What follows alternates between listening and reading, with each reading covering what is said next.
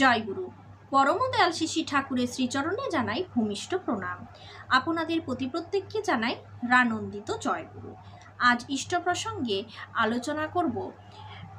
আমরা পরম দয়াল শিশি ঠাকুরের দীক্ষা নিয়েছি, আর ঠাকুরই দয়া করে রেখেছেন আচার্য পরম্পরা। আজকে আমরা বুঝতে পেরেছি যে আচার্য পরম্পরা আমাদের কেমনভাবে সহায়তা করছে। আমরা যখন অসহায়, আমাদের কাছে যখন কোনো পথ থাকছে না, তখন আমরা নিজেকে একা মনে করছি এবং যাচ্ছি ঠাকুর বাড়ি। যে সমস্যার সমাধান আমাদের কারো হাতে নেই, সেই সমাধান দিচ্ছেন আচার্যদেব। কেন এই আচার্য পরম্পরা মানব? পরমদয়াল ঠাকুরকে ডাকলে তিনি কি সাড়া দেন? তো আজকে এইসব বিষয় নিয়ে আমরা একটু আলোচনা করব। আমি একটা পাঠ পড়ছিলাম, পাঠটার নাম হচ্ছে পরম বান্ধব। তো এত সুন্দর কথাগুলো লেখা আছে, আপনাদের শেয়ার না করলে আর পারলাম না। বসে আনমনা হয়ে গান শুনছি, হঠাৎ জটিলেশ্বর মুখোপাধ্যায়ের একটা গান মনটাকে ভরিয়ে দিল। ঈশা ঘোষ লিখছেন পরম বান্ধব, এই চ্যাপ্টারটার নাম। তোমার সঙ্গে দেখা না হলে ভালোবাসার দেশটা আমার দেখা হতো না। তুমি না হাত বাড়িয়ে দিলে এমন একটা পথে চলা শেখা হতো না। অদ্ভুতভাবে বুকটা যেন ভরে উঠল। সত্যি তো, তিনি ছাড়া জীবন জীবনই নয়। জীবন মানেই কি শুধু বেঁচে থাকা? তা তো নয়। জীবন মানে অনুভব।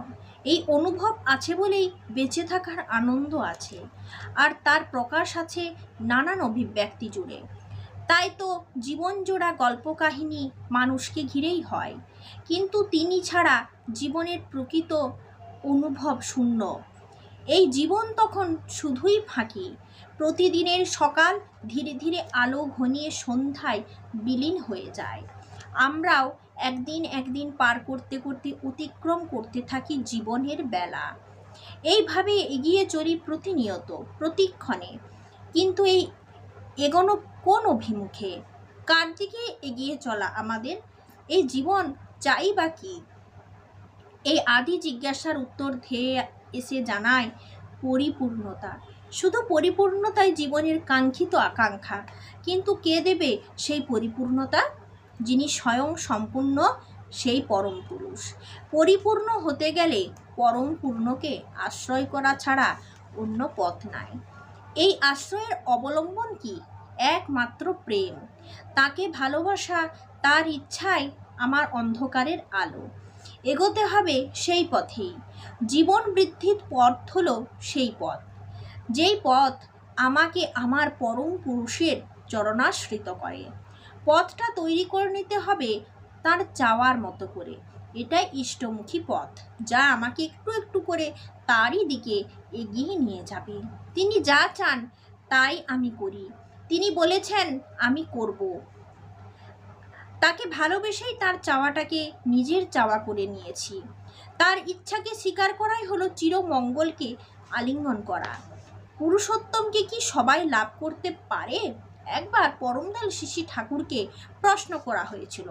ঠাকুর বললেন প্রত্যেকেই পেতে পারে, তার তার মতন করে। সেই পাওয়ার জন্য আমার করণীয় যা তাই করতে হবে। শুধু নিজেই নয়, আমার পাশাপাশি যে মানুষগুলো একটা ছন্ন ছাড়া জীবনযাপন করছে, তাদেরকেও সেই পথে চেষ্টা চালিয়ে নিয়ে যেতে হবে। ওই আমার সাধ্য। ঠাকুর বলতেন, চোখে সামান্য কুটো পড়লে সামনের কাউকে লাগে, একটা গোটা জীবন পাড়ি দেব, অন্যে না হলে চলে না। বুঝতে পারলেন তো কথাটা? কেন আমরা আমাদের তাকে লাভ করতেই হবে, তাকে জীবনে চাই কেন? এটাই হলো ছোট্ট কথায় উত্তর। তাই তো অপরের মঙ্গল কামনায় নিজ মঙ্গলের প্রসূতি।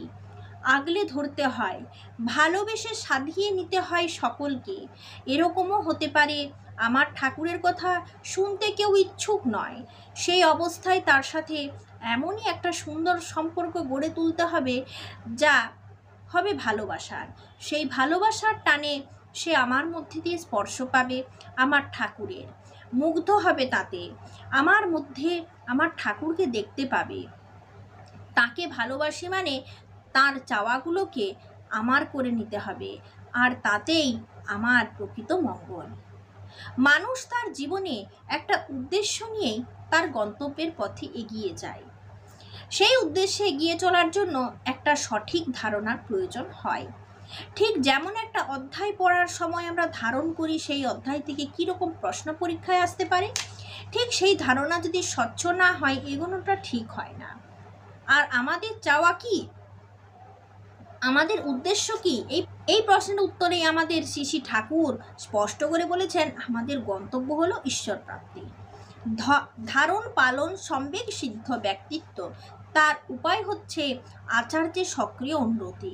তার থেকে আসে আত্মনিয়ন্ত্রণ, পরিবার নিয়ন্ত্রণ, সমাজ নিয়ন্ত্রণ, রাষ্ট্র নিয়ন্ত্রণ।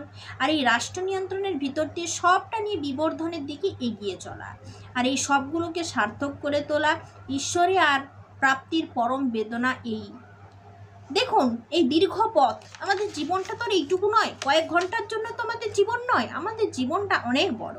আর এই জীবন পথে পাড়ি দিতে আমাদের কাউকে না কাউকে লাগে। এই দীর্ঘ পথে বহু বাধা বিঘ্ন আসবে, সব কাটিয়ে লক্ষ্যে পৌঁছানোটা কিন্তু খুবই কঠিন। গুরুকে মনন করে, আচার্যকে অনুসরণ করে চললে তবেই সেই পথে এগোনো যাবে সহজ সাবলীলতায়। আচার্যই আমাদের পথের দ্রষ্টা। পথ অনুধাবনের হতাশা আমাদের নেই, আছে অনুসরণের আনন্দ। প্রিয় পরম তাই দয়া করে রেখে গেছেন আচার্য পরম্পরা, জীবন্ত আচার্য। তার সাহচর্যই আমায় সেই পথে চালিত করবে। তাকে অনুসরণ করে তার কথা মতো এগোলেই আমাদের পরম প্রাপ্তি ঘটবে, জীবন সার্থকতায় পূর্ণ হয়ে উঠবে। সর্বপ্রথম আমাদের তাকে ধারণ করতে হবে নিজেদের মধ্যে, নিজের চরিত্রে, চলনে, বাক্যে। তখন স্বতই আপনিই প্রকাশ পাবেন তিনি। আমাদের সত্তা তাঁরই অবদান।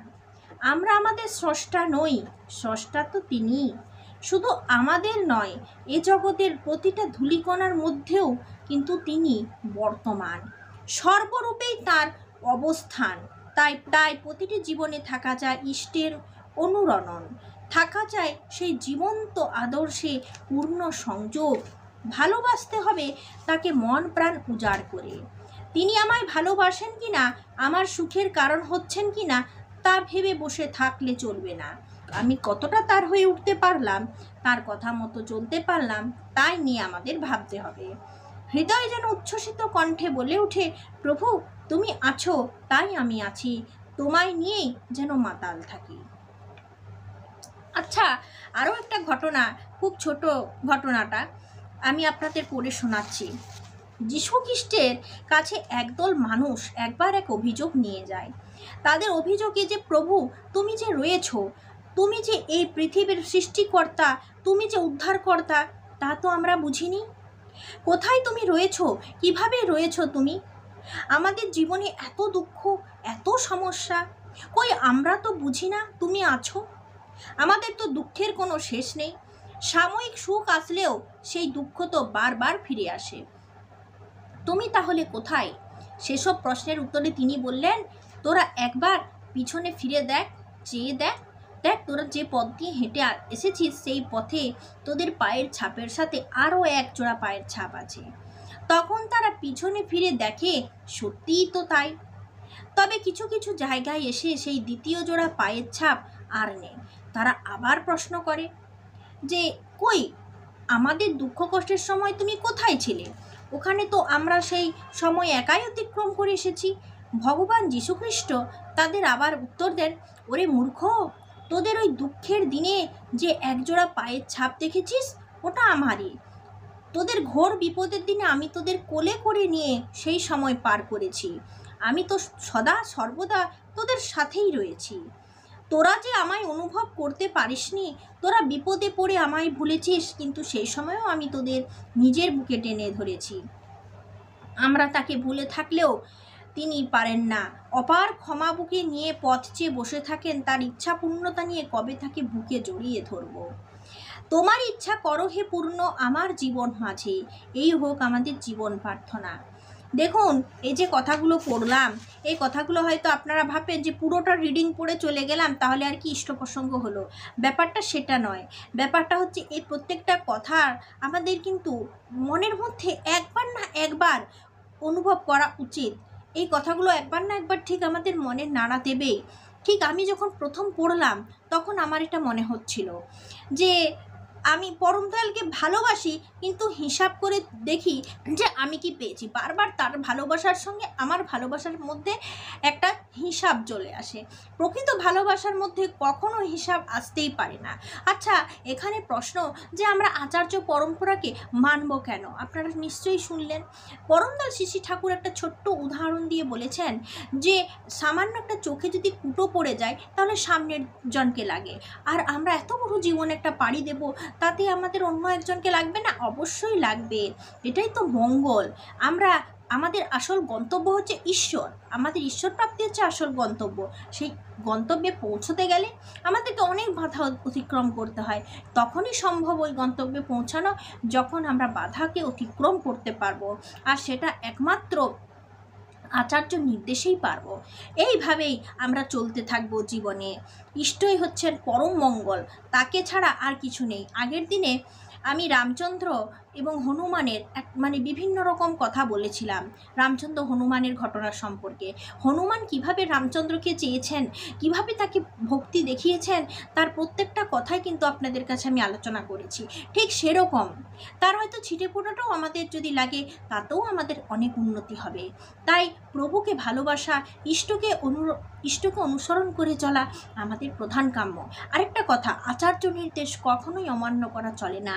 তার নির্দেশে আমরা এগিয়ে চলব। আজ ইষ্ট প্রসঙ্গ এই পর্যন্তই। ভালো থাকুন। জয় গুরু।